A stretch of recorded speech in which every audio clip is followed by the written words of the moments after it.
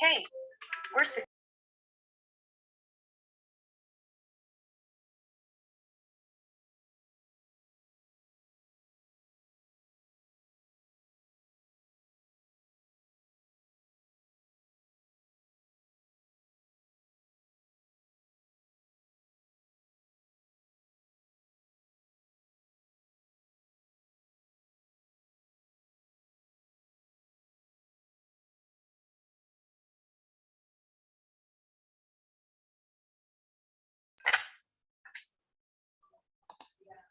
Oke, ini tadi video dari tentang Sagara Teknologi.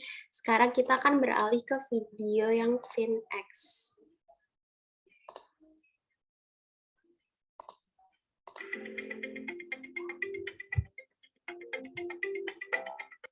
introducing Segura Technologies? Finex. Finex builds advanced financial software that help businesses dominate the competitive financial industry to become more competitive, agile, and flexible. Finex has established a B2B or crowdfunding library for your financial software systems. First is the online loan submission, where on the one hand, the user or the borrower can submit their data to borrow the loan. On the other hand, the admin assesses the information submitted to give the scoring in the form of numeric, document, or text. The user submitted data like ID card with a selfie, which then will be sent to Dukcapil for the authentication process. Related to the numeric input as previously mentioned, the admin approved the data submitted by the borrower and sees the scoring, and it will automatically update the loan rate. When the borrower passes the digital verification along with the scoring, the admin carries out an assessment or analysis to either approve or reject the loan. The admin publishes the loan in the marketplace where the lender funds the loan to the borrower. And lastly, when the funds have been collected, the admin can make disbursement for the approved borrowers. At the same time, Finex provides the full fintech category in our libraries such as investment and risk management, payment, clearing and settlement, B2B lending and crowdfunding, and market aggregator. With Finex, it's scalable, provide competent tech expertise, and fast. Sagara's dedicated fintech developers foster a deep understanding of the financial regulatory and frameworks, where we propose advanced risk analytics and compliance management solution. Accelerate your fintech service. Finex, complete tech solution for the financial industry. Visit SagaraTechnology.com. Go big with Sagara and let's talk. Oke, tadi adalah salah satu cuplikan dari mengenai Sagara Teknologi dan juga FinX. Oke, sekarang kita bisa langsung aja mulai talk show kita ya. Jadi, financial teknologi atau fintech itu benar-benar menjadi topik yang menarik banget nih di mata konsumen saat ini. Nah, sebagai layanan keuangan yang berbasis teknologi, tentunya dalam memberikan layanan membutuhkan waktu bagi nasabah untuk menyesuaikan dengan fitur-fiturnya. Namun, seiring dengan perkembangan pasar keuangan, sektor fintech semakin diminati juga oleh pengguna maupun bisnis-bisnis yang ingin berkembang dalam pasar fintech itu sendiri.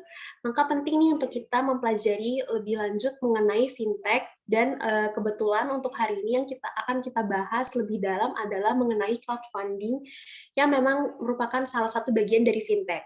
Nah, oleh karena itu acara ini juga akan lebih dibahas mengenai crowdfunding yang seperti tadi sudah aku sebutkan, yang merupakan salah satu bentuk perkembangan teknologi di masa sekarang ini. Seperti yang diungkap juga oleh tim digital marketing Property ID, fintech saat ini tuh udah mengganti uang konvensional seperti Property ID yang sedang merintis di bidang properti. Nah, sebagai media, mereka akan mempertemukan investor dengan pihak yang membutuhkan dana untuk sebuah proyek properti. Nah, hal ini bisa dianggap sebagai hal baru yang perlu sekali untuk kita ketahui loh, teman-teman. Oke, karena itu pembahasan pada acara Sagara Fintech Roundtable ini sangat berguna bagi edukasi kepada masyarakat agar masyarakat juga dapat semakin aware dengan perkembangan fintech saat ini, terutama dalam beradaptasi dengan sistem online payment dan juga memperdalam pengetahuan kita lagi akan adanya kebijakan-kebijakan crowdfunding yang lebih mudah untuk terintegrasi untuk mendorong transformasi digital pada saat ini. Oke, membuka diskusi pada siang hari ini, aku akan langsung mengundang saja CTO dari property.id dan sekaligus juga membacakan profil singkat dari pembicara kita di siang hari ini. Pak Hamzah, mungkin boleh on cam sekarang. Oke, pembicara kita hari ini ada Pak Hamzah Saiful Haq. Beliau, ya halo Pak Hamzah. Beliau telah merintis pendidikan bachelor degree di bidang sistem informasi ya Pak ya. Ya. Oke, Pak Hamzah ini juga memiliki experience sebagai CEO selama 3 tahun dan ada juga experience lain sebelumnya ada sistem analyze, quality assurance dan masih banyak lagi ya Pak. Hingga saat ini Pak Hamzah juga menjadi seorang Chief Technology Officer atau CTO di property.id. Selamat siang ya Pak, semoga sehat-sehat selalu dan tetap stay healthy and stay at home ya Pak, mengingat PKM sekarang diperpanjang sampai tanggal 2 Agustus. Sebelumnya aku makasih banget karena Pak Hamzah udah mau meluangkan waktunya untuk bergabung di acara Sagara Fintech Roundtable ini sebagai salah satu pembicara dari property.id yang mewakili industri crowdfunding. Tema yang akan kita bawakan kali ini adalah Indonesia goes to all about software digitalization, how crowdfunding can help business through digitalization. Dengan beberapa key question yang telah kita rangkai sebagai bahan diskusi pada siang hari ini, before we start the discussion, kita juga memperbolehkan teman-teman sekalian yang sudah menjadi partisipan di acara hari ini, jika kalian memiliki pertanyaan yang mau ditanyakan kepada Pak Hamzah selama nanti kita sesi talk show, atau mungkin sekarang kalian ada yang udah mau nanya-nanya nih, boleh banget ya langsung ketik aja di kolom chat, di chat room. Nanti di penghujung acara akan ada sesi Q&A di mana pertanyaan-pertanyaan yang sudah kalian ajukan akan dijawab oleh Pak Hamzah. Oke, kita akan mulai diskusi pada siang hari ini dengan pertanyaan pertama. Pak Hamzah, halo, bisa mendengar suara saya kan ya? Halo, ya clear. Oke. Mungkin bisa on cam, Pak. Ya, saya on cam di yang satunya nih di laptop. Oh, oke. Sorry. Soal yang muncul di aku bukan yang ada bukan yang on cam. Oke, kita mulai aja langsung ya Pak ya. Untuk pertanyaan pertama nih aku pengen tahu apa sih yang menjadi inspirasi Pak Hamzah untuk tiba-tiba terjun ke dalam dunia equity crowdfunding platform ini?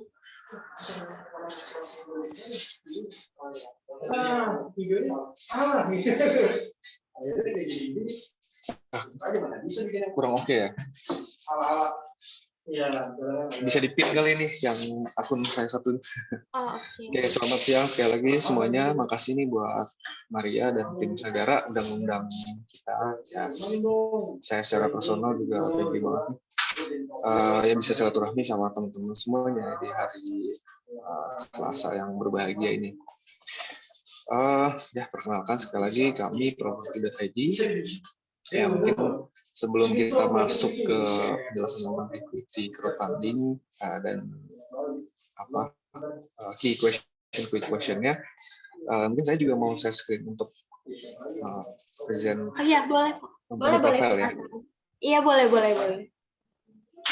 Oke, sebentar.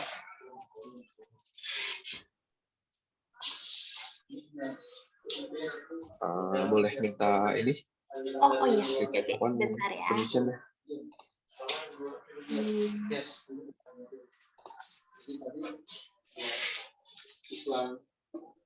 Oke, by the way udah pada makan siang ya? Sudah, Pak. Ini jamnya agak-agak ini nih, krusial. Iya, jamnya jam-jam makan siang. Boleh dicoba Pak? Mungkin aku udah aku kasih. Atau mungkin jadi udah bisa belum? Oke, udah muncul? Oke, udah kelihatan. Sudah. Oke, sudah. Oke, bisa jadi sini dulu ya. Iya. Oke, sekali lagi diperkenalkan Property.id dengan tagline Indonesia Property Development Platform. Kami didirikan itu tahun 2018 dengan 5 founder. Registered in OJK itu kita masuk di OJK 13 ya, inovasi keuangan digital, daftar di Kadis sejak 2018 dengan status tercatat elevated. Setelah selesai regulatory sandbox, itu ada proses assessment ya untuk fintech yang misalnya bergabung di OJK itu diarahkan nantinya ke divisi atau lini bisnis yang sesuai gitu ya. Nah, kami diarahkan lulus regulatory sandbox itu ke securities crowdfunding namanya. Nah, ini mungkin mirip-mirip ya. Sekarang yang temanya kan equity crowdfunding. Nah, per 2020 kemarin itu ada rancangan POJK baru ya 57 2020 tentang securities crowdfunding dan disahkan oleh Bapak Presiden Joko Widodo langsung pada awal tahun 2021. Nah, itu kita lagi elevate perizinannya di sana. Makanya kalau misalkan sekarang nih proses teman-teman lagi buka platform kita di website atau di mobile itu memang fundingnya lagi pause dulu gitu. Nah, sampai perizinan selesai. Nah, kita juga terdaftar ya ini di Asosiasi Layanan Pembayaran Indonesia dan Aftek, Asosiasi Fintech Indonesia. Oke, sambil menjawab pertanyaan dari key question-nya. Nah, ini permasalahan utama ya. Ini kita coba pecahkan ya, solusinya. Ada 7,6 juta unit house backlog di Indonesia itu berdasarkan data Kementerian PUPR tahun 2019. Sekarang sih udah naik 8 juta 2020. Nah, itu ada 7,6 juta atau 8 juta kepala keluarga yang belum punya rumah. Sedangkan secara ekonomi atau secara finansial mampu. Kenapa? Karena rumah itu setiap tahun value-nya pasti naik ya kan, land bank itu value-nya pasti naik. Nah, kita coba masuk di sana, bantu developer menengah ke bawah yang punya akses land bank tapi nggak punya akses modal. Tuh. Secara operasional mungkin mereka kuat. Dan mitra-mitra kita itu ya udah mulai cukup baik kan, bikin klaster kecil gitu ya, cuman 5 mungkin 10, tapi permodalannya itu kita bantu di sana gitu. Jadi dari sisi ekonominya berputar, dari sisi manfaatnya juga growing together-nya dapat, sama end user-nya yang tadi perumahan-perumahan yang kita kerja sama kan memang terserap dengan baik. Nah, ini ada 6,7 ribu triliun yang dana idle di bank itu dari 30 juta akun per 2020 ya, per akhir 2020 meningkat dari tahun 2019. Nah, ini dana idle ini sayang sekali gitu ya kalau misalkan hanya diendapkan di bank. Nah, kita coba masuk di sana apa yang kira-kira top 1% Indonesia itu memutar uangnya itu di mana? Ternyata di deposito atau di deposito on call. Nah ini 42%. Kenapa deposito? Karena safety. Benar nggak? Oke, Yang betul. dicari itu safety-nya gitu. Nah, kita melihat properti di sini adalah salah satu instrumen yang safety. Kenapa? Karena ada aset jelas ya, ada aset real. Ada tanahnya, ada bangunannya. Nah, itu bisa dievaluasi. Pun permasalahan utamanya mungkin masalah likuiditas ya. Nah ini suku bunga ya, suku bunga terbesar itu ya sekitar 5%. Nah, ini makanya kita masuk ke segmen B2C ya, dan B2B. B2C itu yang kita open funding di platform, yang Profit ID, yang crowdfunding, yang retail, yang mungkin pendanaan mulai dari 100.000 per unit penyertaannya, atau penyertaan khusus yang besar-besar ya. Jadi investor-investor B2B juga ada. Gitu. Nah ini masih terpusatnya ya di Jakarta dan Jawa. Makanya kita ya bergeraknya juga dari sini. Harapannya memang all over Indonesia ya ke depan. Nah ini kita sejak 2019 ya launching itu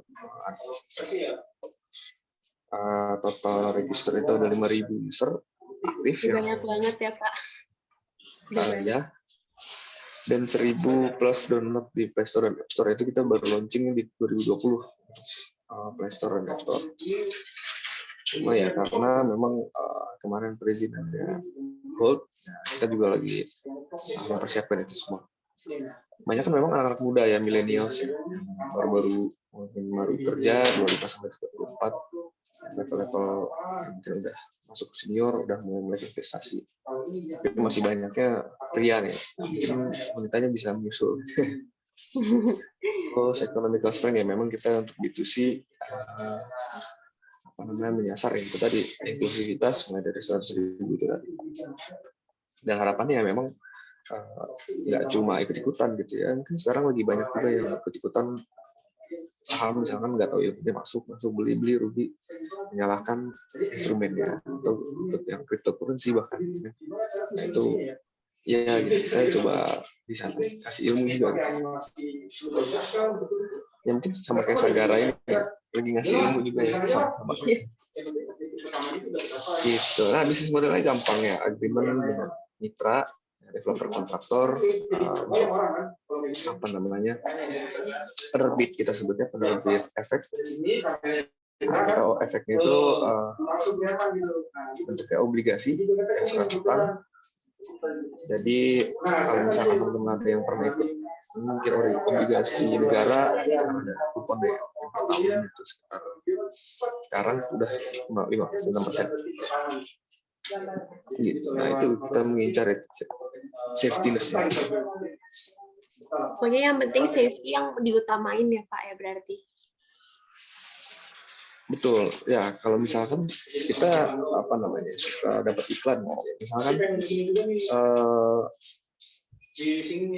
taruh 1 juta titip dana ini tuh yang pernah dapat kayak gitu, titip dana 1 juta return 4 juta gitu. Ya. Itu menggiurkan banget gitu, teman secara safety ya kita apa ya, kalau misalnya kita cuman pikirnya pendek gitu, langsung tergiur lumayan 1 juta ya adalah apa-apa. Sayang banget. Iya betul. Ya nggak make sense gitu. Jadi ya itu contoh-contoh yang secara apa ya, secara logik mungkin ya janganlah sampai. Gitu. Makanya kita mengamankannya itu tadi safety-nya ini kita garis bawahi di sini ada aset garansi itu 130%. Jadi misalkan ya mungkin mirip pinjaman. Jadi kita ada aset garansinya itu untuk proyek yang funding di platform misalnya proyek perumahan, tanahnya itu 1 M bisa mengajuin plafon di properti itu sampai 700 jutaan gitu ya. Jadi dievaluasi di 130%. Karena apa? Karena resikonya tadi. Gitu, karena resikonya ya ada resiko likuiditas. Jadi kita bekerja sama mungkin nanti dengan obligasi yang misalkan lelang atau BPR, tapi kita nggak pengen itu terjadi, kita pengennya prosesnya clear and clear gitu. Jadi semuanya berjalan lancar. Gitu. Ya, kita fundingnya 5-12%. Nah, ini tergantung durasi, resiko, dan ya apa namanya portofolio di partnernya juga. Regulator baru atau yang kita belum tahu portofolio dan pengalamannya, ya mungkin risikonya juga kita grading mungkin di angka B. Lanjut, nah ini mengenalkan key management founders-nya. Ya, saya salah satu foundernya juga dari awal. Ini ada Pak Lingga, CEO, Pak Mazaki, ya. Ini Bu Mazaki yang Fauzi, komisioner.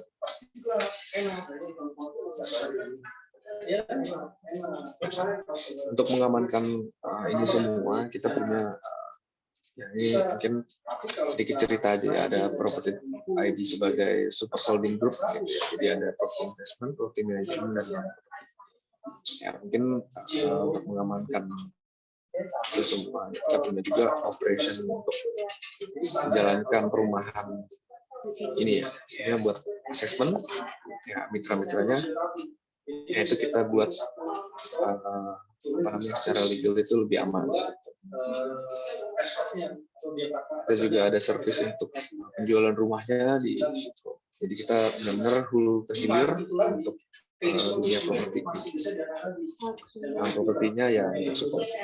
Nah, ini manage fund yang udah kita jalanin dari 2018, sekarang putarannya 13,9 M. Ya, jadi revenue stream-nya naik terus. Dan nah ini yang di apa namanya platform sekarang ada 80 project, 31,9 miliar dan berputar gitu. Ini di project financing. Nah ini yang kita garis bawahi juga di risk management. Kita berani buat ini fintech ya, maksudnya bukan kita kan maju ke masyarakat ya. Maksudnya kalau ada project-project yang ya kurang busuk misalnya ya, yang bau ya bukan projectnya aja, tapi ya fintechnya juga pasti dicari-cari. Padahal sebenarnya kan fintech hanya ini ya penjembatan sebenarnya. Iya. Gitu. Tapi pada kenyataannya memang fintech ini juga harus profit untuk ya itu tadi governance ya, untuk mengamankan mitigasi dari awal. Nah, itu tadi yang safety tadi dari bawah di depan juga dengan aset. Gitu kira-kira ini launchingnya nih kantornya. Ini di OJK. Ini kemarin kita diundang ke Korea. Kita tawarin 8-20%, kaget di sana. Suku bunga di sana tuh paling gede tuh 2%. Gitu. Oke. Jadi kira-kira kalau perkenalan saya dari Property ID dan bisa dipahami ya, untuk pertanyaan non formalnya mungkin langsung aja di-discuss gitu ya. Ya, boleh. Terima kasih banyak Pak Hamzah sudah presentasikan kepada kita semua mengenai property.id. Nah, untuk partisipan yang ada pada hari ini, kalau kalian punya pertanyaan mengenai property.id, boleh langsung aja ya isi di kolom chat. Nanti setelah sesi talk show hari ini, Kak Hamzah akan menjawab pertanyaan-pertanyaan dari kalian semua. Oke, aku mungkin sekarang aku lanjut ke masuk ke question-nya ya, Pak. Oke, boleh. Oke, tadi balik lagi ke pertanyaan yang pertama, aku penasaran nih, sebenarnya apa sih yang menjadi inspirasi Bapak untuk terjun ke dalam dunia crowdfunding platform kayak misalnya kayak sekarang ini kan kebetulan kan Bapak adalah CTO dari property.id yang dimana property.id itu sendiri merupakan salah satu industri yang bergerak di bidang equity crowdfunding. Nah, aku pengen tahu nih kira-kira apa sih yang menjadi inspirasi Bapak untuk masuk ke dalam dunia crowdfunding? Oke, masuk ke dunia crowdfunding sebenarnya kan kita pernah apa namanya pernah ngalamin di kehidupan sehari-hari gitu kayak patungan gitu, istilahnya patungan, misalkan patungan beli makan gitu, patungan kue ulang tahun, patungan surprise apa ya gitu. Ini kan jadi apa ya, semangatnya itu kita bahagianya itu bareng-bareng. Iya betul. Dari sini kan misalkan Maria nih sama temen-temennya ya, ada yang kesusahan ya, kita patungan untuk membantu. Nah, itu kan rasa bahagianya bareng-bareng. Ya, misalnya nggak peduli misalkan ikut cuma 10.000, ikut cuma 50.000 atau ikut 1 juta. Nah itu kan ya mungkin value-nya yang pengen disampaikan kan kita gotong royongnya itu ya, keikutsertaan kita untuk gotong royong itu yang berbagi kebahagiaannya mungkin bisa jadi sama rata. Karena kita ngelihat misalkan kita gotong royong untuk membantu sesama atau untuk membangun sebuah proyek gitu. Nah kita bisa merasakan apa ya, kepemilikannya atau rasa memilikinya itu kan jadi sama. Oh ini saya ikut ngedanain di proyek ini, wah proyeknya bagus, rumahnya keren apa segala macam. Nah itu value-nya sebenarnya. Oke, berarti ketertarikan Pak Hamzah ini karena sebenarnya kalau misalnya dilihat dari kehidupan sehari-hari kita patungan untuk sekedar beli makanan, itu kesenangannya tersendiri itu yang menjadi value untuk kita ya, Pak. Betul. Ya Indonesia emang ini ya, terkenal itu kekompakan gotong royong. Iya betul Pak, betul. Oke, untuk yang selanjutnya, menurut Pak Hamzah sendiri, apakah dengan kita menggunakan crowdfunding platform misalnya seperti property.id itu bisa dapat menjamin perekonomian dalam bisnis yang dijalankan oleh kebanyakan orang?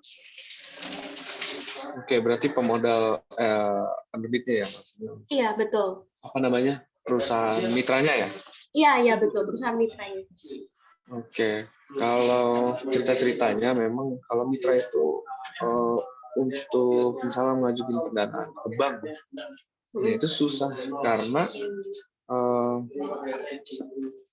harus punya jaminan yang setril kan.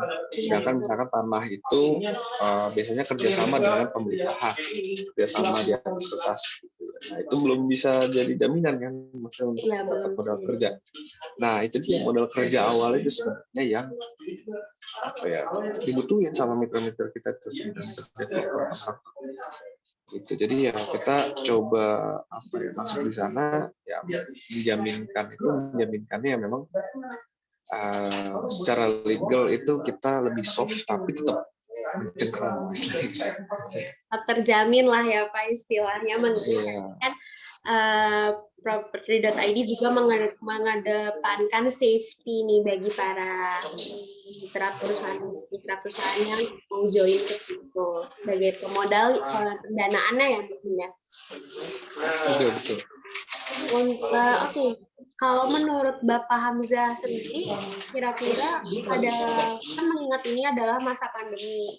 Nah, menurut Bapak sendiri, gimana sih kondisi-kondisi para pebisnis yang ada di masa pandemi sekarang ini? Pengen tahu insight dari Pak Hamzah. Pebisnis secara umum ya? Iya, secara umum.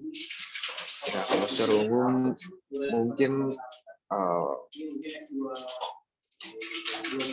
efeknya mungkin secara kesehatan sama, tapi secara opportunity mungkin beda-beda ya. Ada yang makin untung, ada yang makin buntung gitu.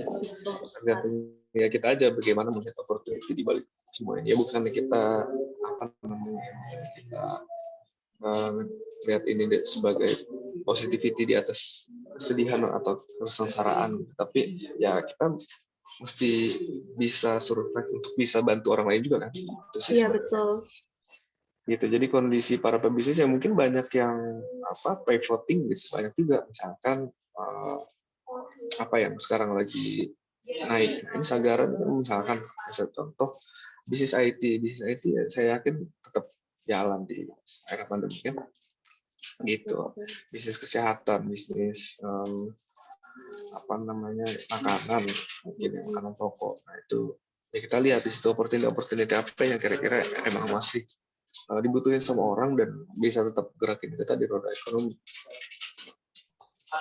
Ya betul. Jadi mungkin memang dari sektor masing-masing sektor industri kayak seperti yang tadi Pak Hamzah bilang, dari sektor industri makanan, kesehatan, mungkin IT itu juga, mungkin di masa pandemi ini tuh mereka tetap bisa jalan walaupun mungkin nggak sebaik saat sebelum pandemi. Cuman kalau aku boleh tahu untuk property.id sendiri di masa pandemi ini apakah berpengaruh kayak misalnya dulu sebelum pandemi pendapatannya lebih tinggi kebanding saat sekarang pandemi ini? Pendapatan ya, kalau pendapatan ya mungkin kalau secara grup berpengaruh gitu pasti. Tapi kita tetap harus mencari workaround gitu, strategi apa yang kira-kira bisa menunjang gitu. Maksudnya kita harus fight back gitu sih. Benar sih, jadi gimana cara kita bikin strategi biar di masa pandemi ini bisnis ataupun perusahaan yang kita jalani itu tetap bisa berdiri begitu ya Pak. Oke. Kalau aku juga boleh tahu, menurut Pak Hamzah sendiri, saat ini kan equity crowdfunding platform itu memiliki peran apakah saat ini equity crowdfunding platform itu memiliki peran yang besar untuk memajukan ekonomi di Indonesia?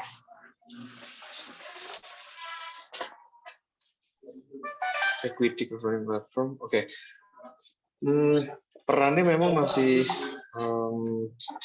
kecil kalau misalkan dibandingkan secara makro ya ekonomi di Indonesia gitu. Tapi ya kita menunjuknya itu tadi spiritnya ya. Spirit gotong royong gitu ya. Mungkin contoh gampangnya kita patungan misalkan untuk usaha gitu. Nah kita sama-sama nggak pengen ini usaha kenapa-napa gitu kan. Kita sama-sama memiliki usaha, kita pengen ini usaha maju, untung dan lain sebagainya. Nah makanya transparansi juga gede di sini. Maksudnya laporan keuangannya bisa kita trace bareng-bareng, performa proyeknya bisa kita lihat, progresnya, seperti apa. Untuk transparansinya juga kita bisa lihat. Gitu. Jadi ya di situ sih spiritnya memang rasa memilikinya untuk kalau crowdfunding. Oke, berarti mungkin perannya masih agak kurang, maksudnya belum bisa berperan besar sepenuhnya untuk memajukan ekonomi di Indonesia ya Pak. Namun mungkin nanti ke depannya bisa untuk para equity crowdfunding platform mengembangkan atau memajukan perekonomian di Indonesia. Oke. Betul. Kalau aku boleh tahu juga nih, melihat bahwa equity crowdfunding platform ini walaupun dia masih memiliki porsi yang kecil untuk dapat dikatakan memajukan ekonomi di Indonesia, namun peluang dari equity crowdfunding ini kan terlihat besar ya di industri ekonomi dan teknologi sekarang ini.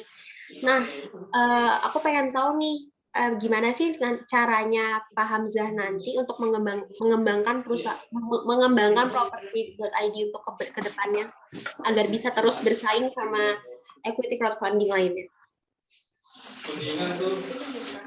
Nah, sebenarnya bukan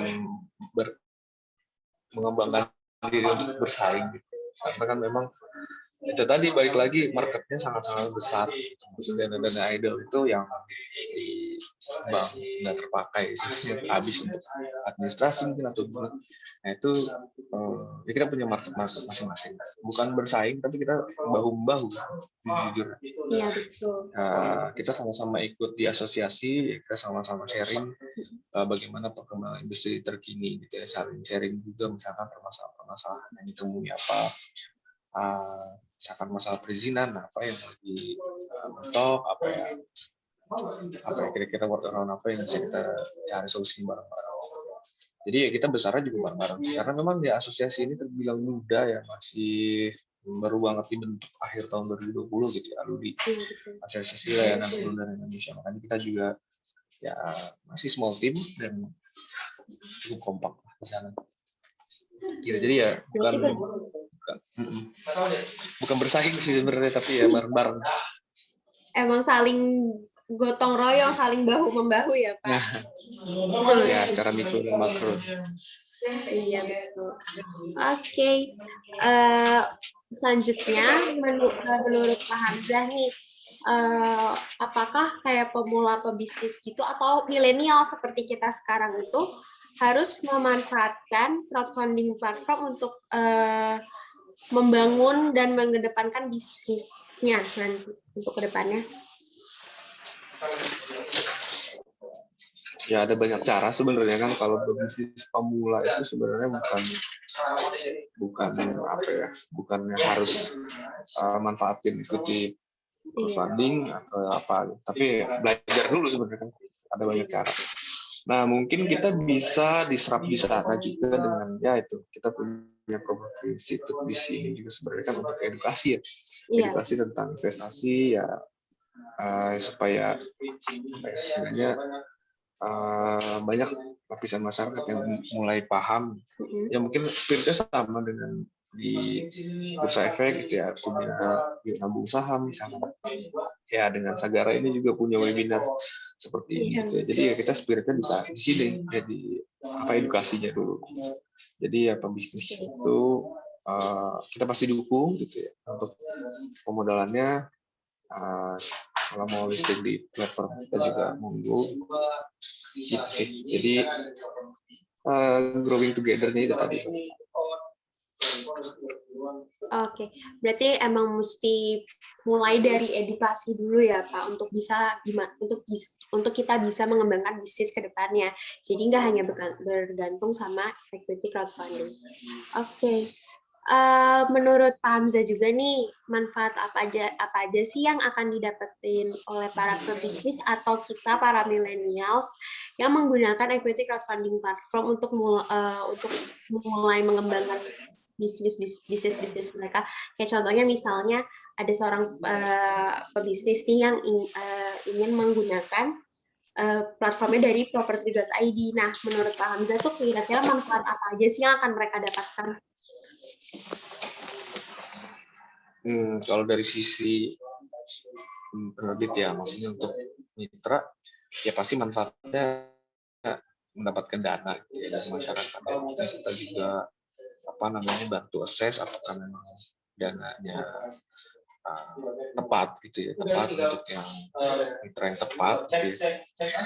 Dan juga ya itu tadi kalau manfaatnya memang nggak cuma ini ada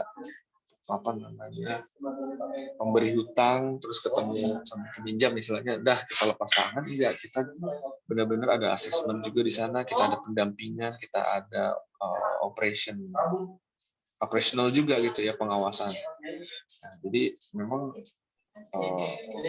karena judulnya properti, kita emang fokusnya di proyek-proyek properti, tapi nggak menutup kemungkinan juga untuk vertikal bisnis lainnya. Ya, asalkan nanti kita punya juga untuk operasionalnya, untuk itu tadi assessment proyeknya supaya tetap lancar. Itu manfaat yang mungkin bisa kita berikan. Karena kan ini kan bentuknya kepemilikan, kita gotong royong untuk mendanai suatu perusahaan. Ini juga salah satu opportunity yang mungkin kalau untuk perusahaan-perusahaan itu listing di Bursa Efek yang IPO misalkan, nah itu kan modal yang udah harus disiapkan juga cukup besar gitu. Makanya ini mini IPO itu bisa dilaksanakan di fintech crowdfunding. Oke, berarti cukup banyak manfaat yang bisa diambil dengan menggunakan equity crowdfunding platform. Contohnya adalah apabila kita menggunakan Bukalapak. Oke, menurut Pak Hamzah sendiri, ada nggak sih resiko tertentu jika kita menggunakan equity crowdfunding platform atau menggunakan property.id? Ada resiko tersendiri yang harus kita tanggung kah mungkin? Atau bebas resiko? Ya resiko pasti ada gitu ya. Nggak mungkin zero risk kalau misalnya memang mau zero risk mungkin taruh di bawah bantal. Tapi nggak jadi apa-apa gitu kan. Iya. Gitu ya, kalau misalkan namanya investasi ya itu bergantung ke orang lain yang mungkin kita juga nggak tahu ya, misalnya kita nggak bisa komplit 100% ya. Human. Jadi ya yang bisa kita lakukan kita dimanfaatkan secara legal, secara underlying, aset misalkan kita evaluasi 30% tadi semata-mata untuk menjaga supaya dana yang ditempatkan itu ya nggak hilang. Ya minimal dari 1-20% itu kan nilai likuiditas untuk lelang dan 70%. Berarti 130%, 20% kan 100% ya modal balik lah. Meskipun nggak dapat margin untuk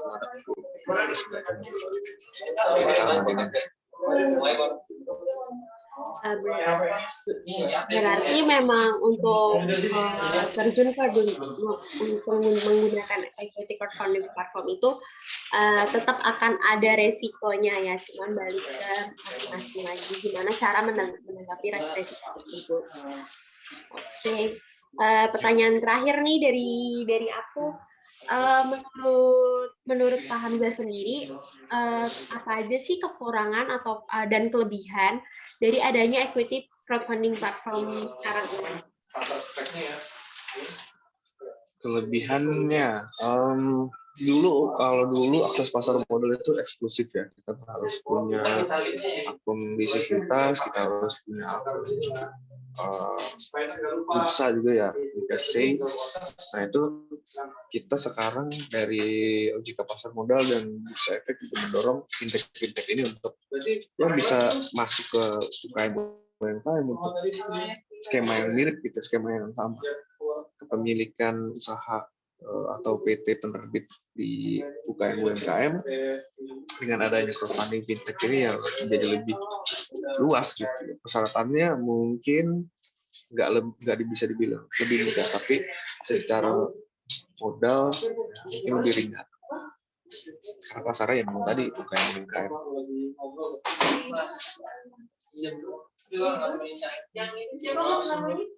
Oke, berarti untuk kelebihannya mungkin dibandingkan dengan yang lain, ya penggunaan equity crowdfunding ini persyaratannya ataupun cara kita daftarnya itu jauh lebih mudah ya.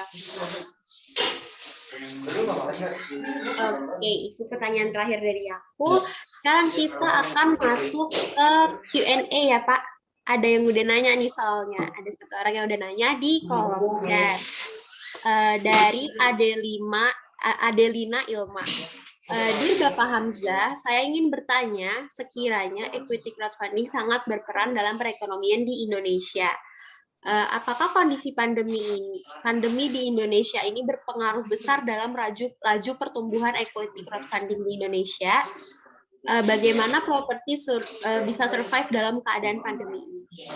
Silakan dijawab ya Pak. Oke, equity crowdfunding di masa pandemi gitu ya. Kalau boleh kita buka data ya, sebenarnya gitu.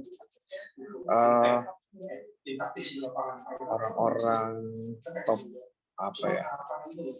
crazy rich lah gitu ya, sebutnya yang orang-orang kaya di Indonesia itu justru mengamankan uangnya itu ya di aset-aset safe. Kita coba research itu ya mungkin di emas mungkin ya di tanah. Dan ternyata ya anomalinya adalah rumah itu justru laku. Ya mungkin ada cicilan-cicilan yang ada laku banget, atau ada nggak laku juga ada. Maksudnya tergantung strateginya masing-masing. Tapi kita sendiri mengalami ya di masa pandemi ini ya rumah laku gitu. Termasuk proyek-proyek yang kita fundingkan itu laku, dan beberapa cluster juga mungkin sudah sold out gitu. Jadi ya cara kita survive itu tadi, kita bisa mengamankan operasional itu dan opportunity-nya ya jangan sampai ada loss gitu. Misalkan kita fokus di perumahan, kita kalau misalkan emang perumahan nggak laku ya kita pivot. Tapi kalau misalkan perumahan ini ada secerca harapan, nah kita coba kejar terus. Jadi ya itu tadi anomalinya ya isu laku. Gitu. Oke. Berarti kuncinya rumah-rumah yang ada tuh harus laku semua ya Pak di masa pandemi ini. Ya betul. Iya sih. Ya, laku. Menurut pengalaman aku juga emang di saat-saat sekarang ini walaupun pandemi tuh banyak banget nih orang-orang yang cari yang cari rumah, entah itu buat mereka tinggal di sekarang, entah itu juga buat investasi di masa mendatang seperti itu. Untuk partisipan lain, kira-kira apakah ada pertanyaan lagi? Kalau misalnya dari partisipan lain tidak ada pertanyaan lagi, atau malu nih mungkin untuk bertanya di kolom chat, bisa langsung tanya ke aku.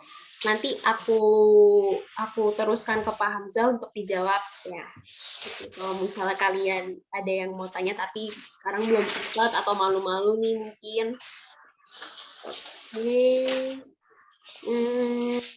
What insightful session ya hari ini. Terima kasih kepada Bapak Hamzah atas ilmu-ilmu yang telah disampaikan.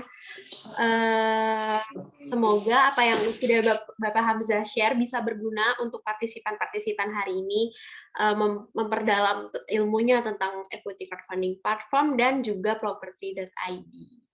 Semoga terima kasih banyak ya Pak Hamzah sudah berpartisipasi dalam acara Sagara Fintech Roundtable. Terima kasih juga sudah meluangkan waktunya. Dan untuk teman-teman, selamat beristirahat. Untuk Pak Hamzah juga selamat beristirahat dan selamat melanjutkan aktivitasnya. Dan selamat makan siang bagi yang belum makan siang. Terima kasih. Terima kasih banyak. Ya, terima kasih.